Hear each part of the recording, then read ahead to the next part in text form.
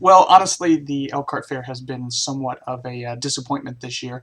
Really, we've gotten some really good leads. We've talked to a lot of great people. However, some of the goals that we set out for this year just didn't happen. And honestly, it wasn't really anything that we could have done. The fair number of people that have been coming in, the counts from some of the people that have told us at the fair, it's down 50% compared to where it was last year. That is a huge difference in the number of people actually attending. The attendance is just so much less than it was last year, even on free day. And on top of it, the internet connection at the fairgrounds is terrible. We've got no cell phone signal in the booth. But even if we did, the 4G from Verizon and some of the other carriers, it's just maxed out. Everybody and their brother is concentrated on those grounds, and nobody can send any signal or get a good internet connection. So and their Wi-Fi, they've got one Comcast connection feeding the entire fairgrounds for all the wireless. Why they're offering it for free, I don't have a clue. They should definitely charge people for it for something that massive.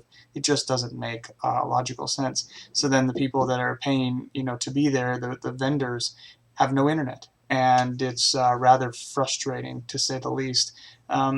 So yeah, that has been very frustrating. So we went to it thinking that we're going to hit our goals of 5,000 Facebook friends.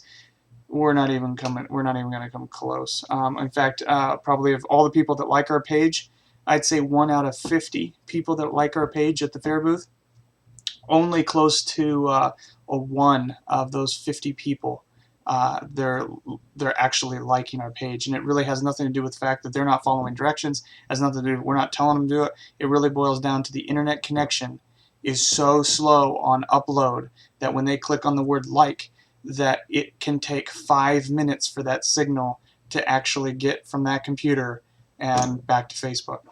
It's ridiculous, absolutely embarrassing, ridiculous, and nothing we can do about it.